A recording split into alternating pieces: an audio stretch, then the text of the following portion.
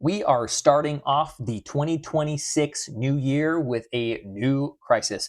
What news have we got over the weekend with Maduro being arrested?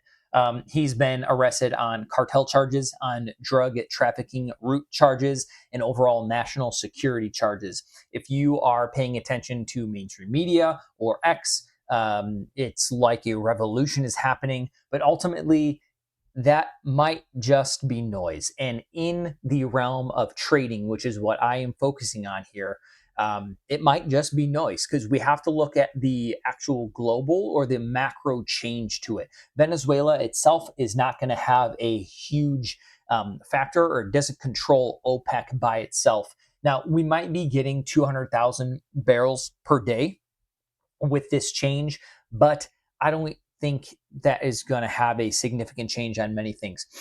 Also, Santa fell asleep at the sleigh. Not ideal that he did not show up, obviously, but it's not that big of a deal. So we're going to go over these charts. We are going to prep for the week per usual, starting off with the S&P 500 cash index here. It's getting a little sloppy with all these lines here. I have an anchored VWAP from the prior high, not the all-time high. Then I also have an anchored VWAP from this low and then also the prior low. We are still above all of them. So buyers are still in control from this low and from this high, as well as this low. It undercut the anchor VWAP from this low, priced it, that is, and it reclaimed it. It continues to get rejected from the anchor VWAP from all-time highs, which isn't that big of a deal. As long as we set a nice higher low here, things look to be continuing and trending up higher. However, there is a good chance that quarter one could be a little bit more challenging than anticipated. There's been a lot of talk about people expecting a 15% correction at some point in 2026, most likely at the beginning of 2026, most likely in quarter one. But if a lot of people are talking about it, how likely is it actually going to happen? I'm not sure. We'll find out. But that's the point. You have to stay on your toes. You have to be prepared.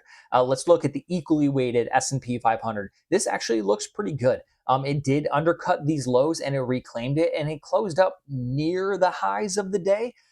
You can treat this as another breakout and retest. We'll see if it continues to head on lower, but overall, it doesn't look too bad. Now, the NDX, the NASDAQ 100 cash index, this is obviously getting hit. And I'll tell you why. It's because tech is not doing very well. We'll go over that shortly. But this does not look as good as this. It's pretty obvious, right?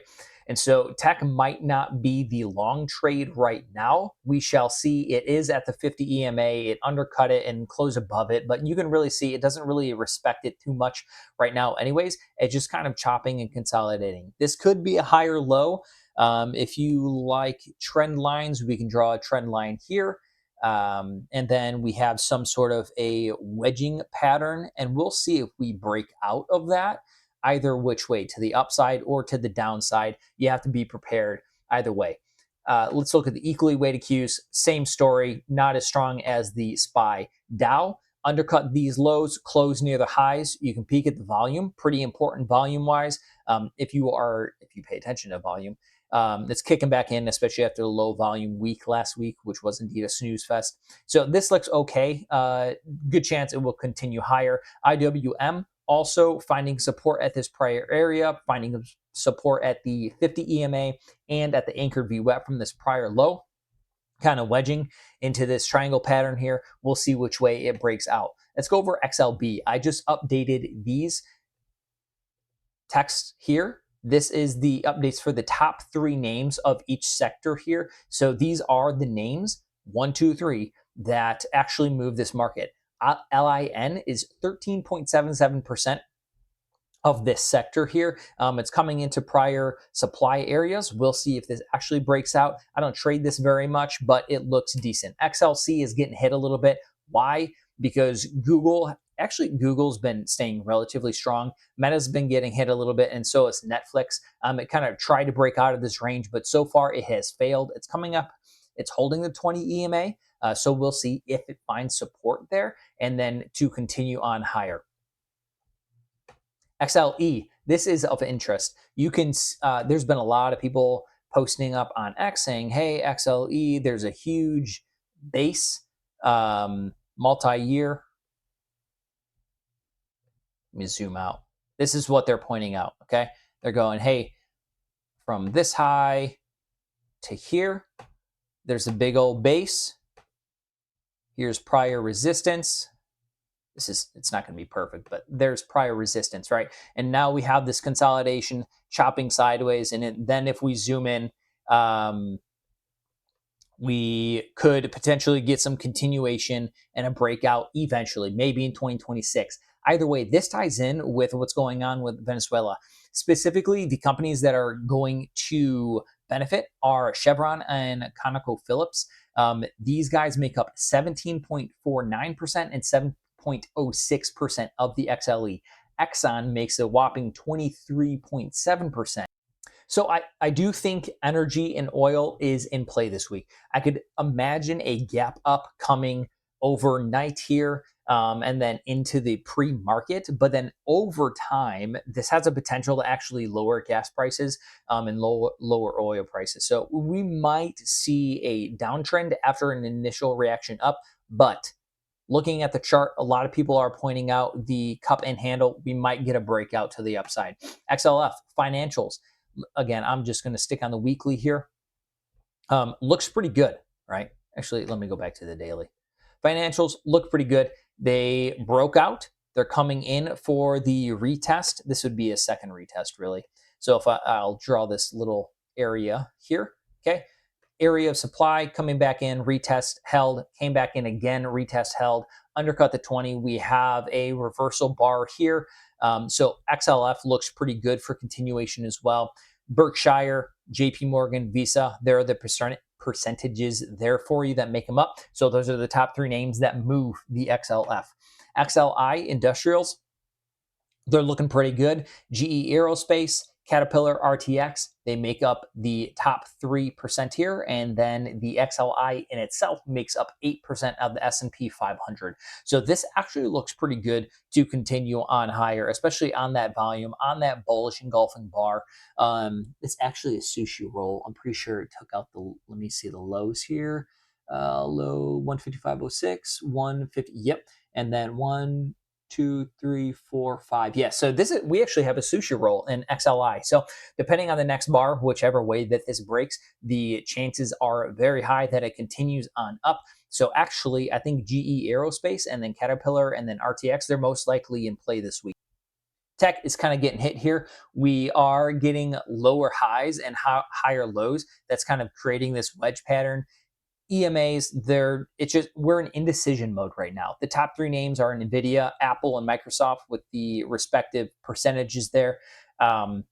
Waiting for some sort of decision to be made. Tech's been challenging overall. Like this is hard to trade. That's not really a trend. You can trade the short-term momentum to the upside and downside, but overall, your risk of getting chopped up is pretty high. XLP, nothing significant there. Let's move on. XLRE, nothing significant here. Let's move on. XLU.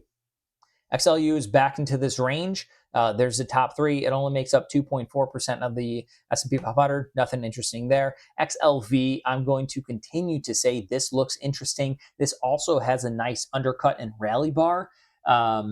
It held the 21 EMA. Now it's above the 8 EMA. It undercut this prior low from anchor VWAP. It's over the anchor VWAP from this prior high. So this looks good to continue on. Eli Lilly, Johnson & Johnson, AbbVie are the top three names. I would look into those to see what they look like for continuation. XLY getting hit because Tesla basically is having a hard time moving on forward. Amazon and Tesla, they basically are this ETF at 22.92% and 20.8%. Those two make up 43% of this, 44%. So this is basically Amazon and Tesla. Those are the two that move this. If they are moving, this is moving. Let's look at Bitcoin. Bitcoin is actually starting to look good. So you can see it had this drawing, it started to round off, it failed to go lower, and now it's kind of rounding upwards. I still think we have to get over this area here. We can call it 93 to 95 area. We've got to hold that to actually start turning around. There's a lot of bearishness on Bitcoin right now, so we'll see if this actually wants to round up and hold, or if this wants to round up, retest here, and then fail to go lower. I don't trade very often, but I do like to keep an eye on it. XBI just kind of chopping sideways. SMH had a nice pop on Friday. Pretty big volume. Top three names: NVIDIA, Taiwan Semiconductor Manufacturing, TSM, and then Broadcom. So we could be on a breakout watch here. This could be a runaway gap in between these two bars from Wednesday to Friday. So I'd pay attention to that. Let's look at gold. Gold got hit last week, basically, but after a nice run up, it's nothing to be concerned about as of now. It's really just kind of consolidating within this small range. I would look for a breakout with the news this weekend. There could be a potential, like a flight to gold for quote unquote safety. That thought is in play, in my opinion. So maybe we can trade gold long this week. GDX gold miners, a nice undercut and rally. This low here would be pretty decent to risk against. The top three names: AEM, NEM, and ABX. So Agnico Eagle Mines, Newmont Corporation, and Barrick Mining Corporation. Those are what moves this ETF here. Let's look at silver. Silver kind of got hit. Had a nice bounce and then got hit again. I was actually looking for a short position to risk against this high. I ended up missing it. I didn't take anything because I just took the week off. We're actually like last week and a half, 2 weeks off trading, which is fine. So I'm just kind of getting accustomed here. I missed this, and we'll see if it wants to continue on lower or kind of consolidate and round up higher. All right, let's go over the heavyweights next. Microsoft. A lot of people are saying, hey, this is a bear flag. I disagreed with them.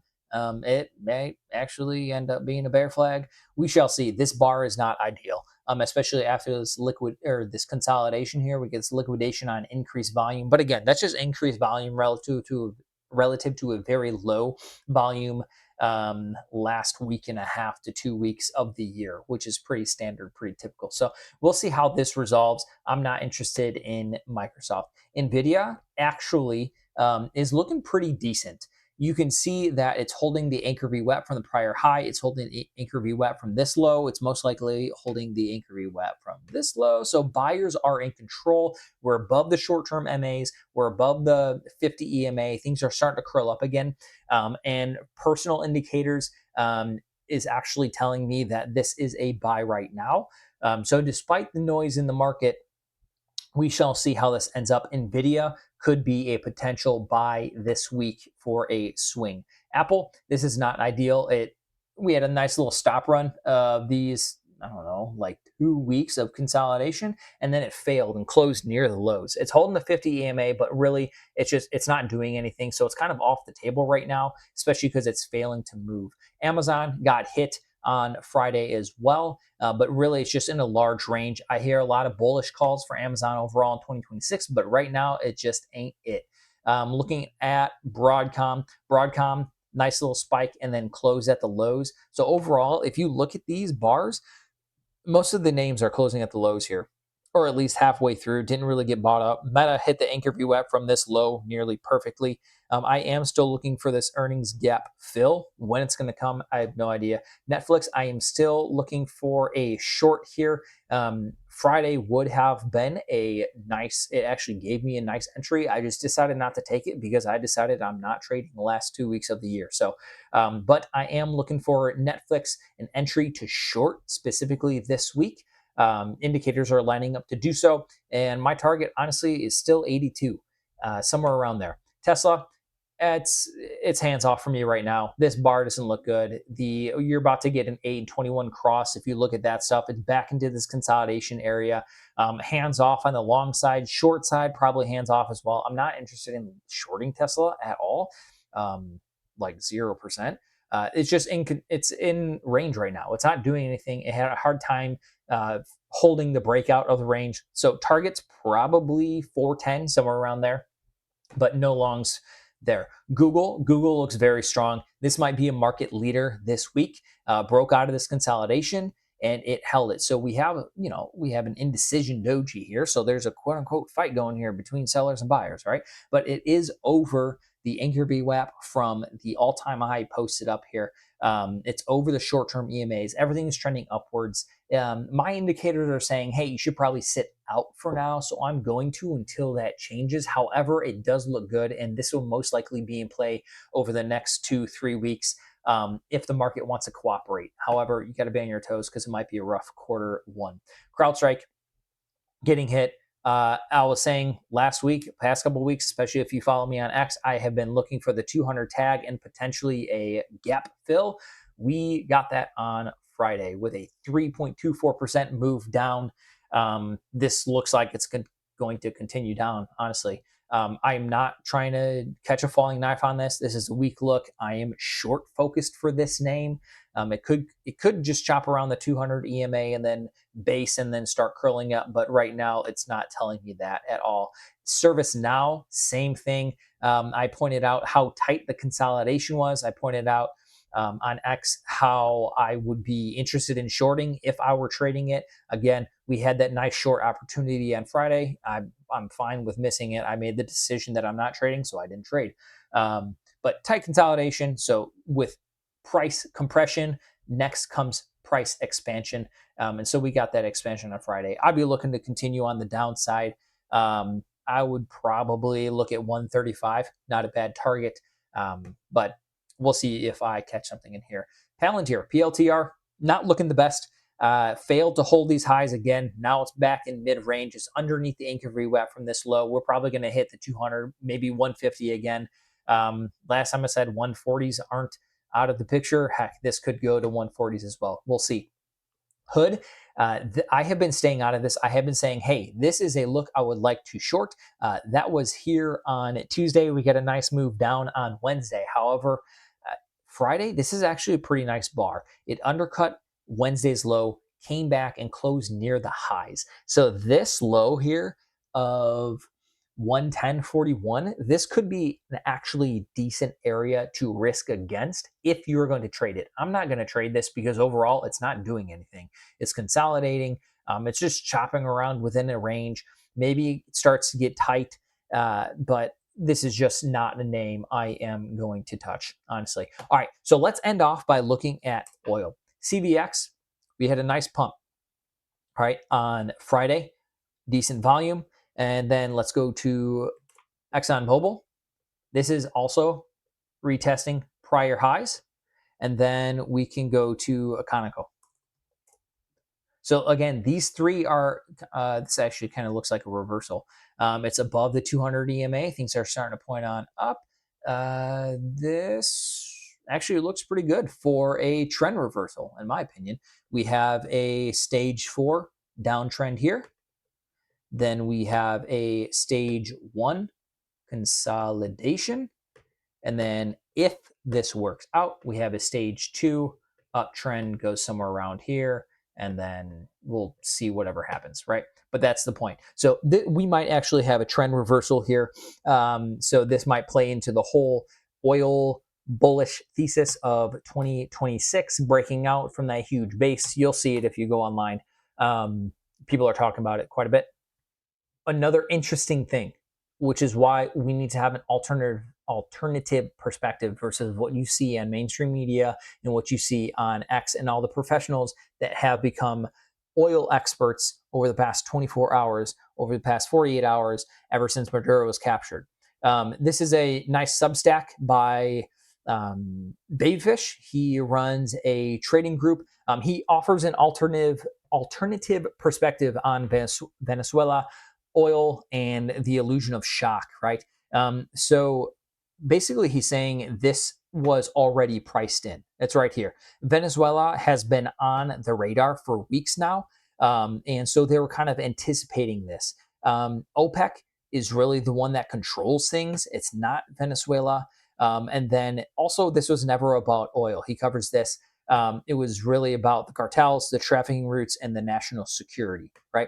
So this was a pretty good, nice, quick. It took me like 3 minutes to read it. It was concise, straight to the point. So this is an alternative perspective for you guys to go read versus what you are seeing on, by mainstream media and X and things like that, where people are calling doomsday. So Hopefully that is valuable for you.